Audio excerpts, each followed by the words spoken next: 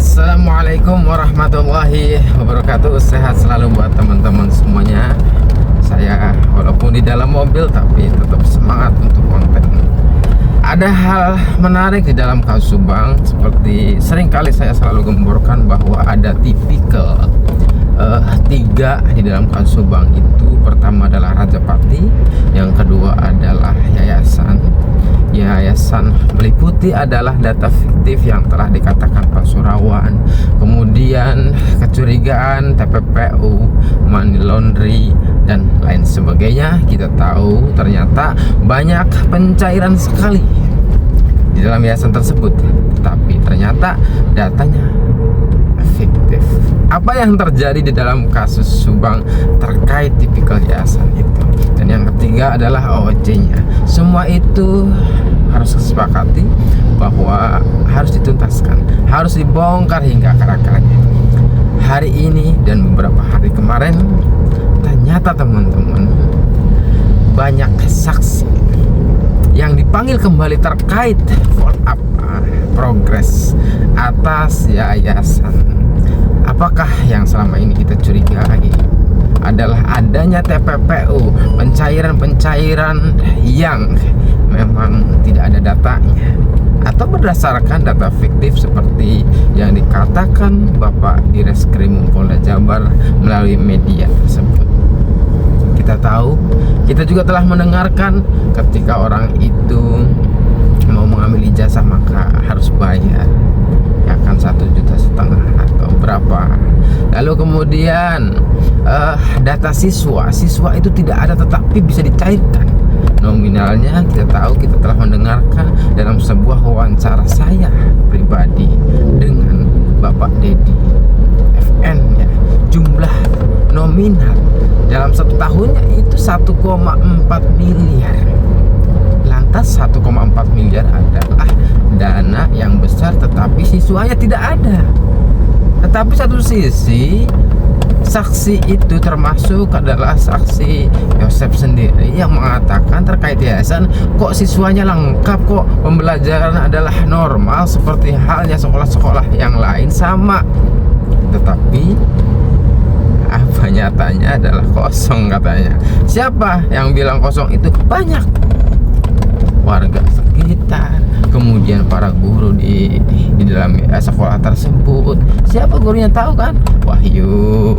Kemudian perangkatnya itu Kosasi, Opik, Danu, termasuk juga semua di antara mereka itu adalah saksi yang menyaksikan secara langsung karena mereka adalah masuk struktural dalam sebuah sekolah itu, sehingga tahu betul apakah ada siswa di dalamnya apa enggak. Ayo, kan luar biasa ya teman-teman. Artinya kita selalu support penegak hukum Polda Jabar dalam menuntaskan ini, karena sekali lagi ketika yayasan ini tidak diusut menjadi pembelajaran tidak baik buat rakyat Indonesia, ketika yayasan ini juga diusut tuntas, ya, ini akan menjadi pembelajaran baik buat kita semuanya, seluruh rakyat Indonesia. Hal yang memang terngiang-ngiang di dalam benak kita bahwa kecurigaan yang selama ini ada dalam netizen dan semuanya, bahwa apakah jangan-jangan ada money laundering di situ? Apakah jangan-jangan ada titipan dan sebagainya, pencairan, ya, dan sebagainya? Nah, ini harus diusut tuntas, harus kita ramaikan terus bagi teman-teman yang ingin sebuah keadilan, kebenaran. Ayo, saya pribadi mengajak, jangan pernah berhenti viralkan ini terkait kasus Subang yang belum tuntas sampai dengan OOC.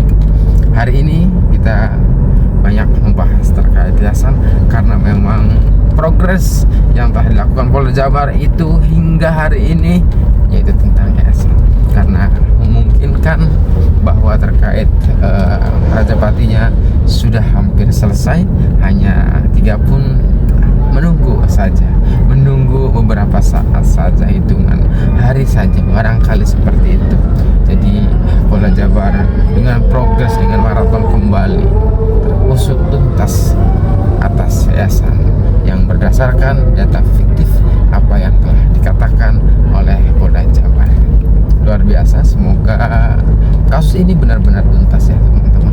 Tiada yang lain, tidak ada yang lepas dari jeratan. Yang salah harus kita katakan salah, yang benar juga harus dikatakan benar. Ya memang begitu harusnya ya, teman-teman. Juga ini tidak pernah dilupakan ya teman-teman, bahwa kasus Subang yang selama ini kita tunggu-tunggu, yang pada akhirnya adalah ada sebuah putusan terhadap terdakwa Yosef saat itu dengan 20 tahun penjara. Terlepas daripada kekecewaan kita atau tidak, ya begitulah, 20 tahun penjara, termasuk juga Danu. Terlepas dari kekecewaan atau tidak, itulah 4 tahun penjara untuk Danu ya. Tetapi begini, ada hal yang harus saya sampaikan, bahwa ketika misalkan Yosef ini akan mengupayakan upaya hukum banding ya teman-teman, maka jalur itu memang benar sekali dikatakan teman-teman. Salah satu dalam sebuah komentar itu adalah simalakama, maju mundur kena juga. Kira-kira begitu ya teman-teman. Ketika tidak melakukan upaya banding, maka ini secara garis besar itu mengakui. Sedangkan selama ini mereka selalu membantah dan membantah, tidak mengakui, tidak kooperatif dan sebagainya, karena merasa dirinya tidak melakukan, bahkan selalu menggemborkan salah tangkap, dihubung-hubungkan dengan kasus Vina dan sebagainya. Maka sekali lagi, ketika tidak melakukan upaya banding, jelas secara garis besar ia adalah mengakui dari dirinya sendiri ya. Nah, yang kedua, bagaimana ketika upaya banding? Maka ketika upaya banding itu teman-teman gambling akhirnya. Apakah, kan mikir, dia mikir dalam arti gambling itu pemikirannya ya, jangan-jangan bisa bertambah ini ya kan vonisnya. Ini kekhawatiran ini juga pastinya terjadi di mereka itu. Jangan-jangan ini hukumannya bisa maksimal, jangan-jangan pertengahan seumur hidup dan sebagainya. Ini gambling ini apa ya, dilema ini atau apa yang membuat mereka merasa, oh si malakama nih buat gua nih, kira-kira gitu kan. Nah maka karena kita tahu bahwa teman-teman untuk banding itu tidak memungkinkan sepertinya kalau turun di bawah 20 tahun penjara, karena sekali lagi 340 itu yang menghubungkan subsidi 33840 ada 20 tahun penjara, lalu kemudian seumur hidup, lalu hukuman mati. Itulah teman-teman.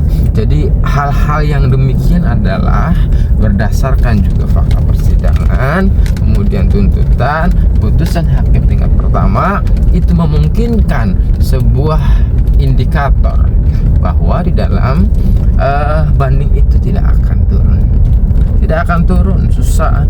Nah ini memungkinkan besar bahwa akan naik yang ada ya, umur hidup atau hukuman maksimal, jangan-jangan. Wah ini kan, ini yang dimaksud adalah si malakama juga, maju kena mundur kena, jadi bingung ya. Kita serahkan kepada hukum. Yang jelas teman-teman, kita selalu viralkan, kita selalu support kasus Subang hingga tuntas ya teman-teman. Jangan sampai ada yang salah itu terlepas begitu saja. Terima kasih sangat, sehat selalu. Wassalamualaikum warahmatullahi wabarakatuh.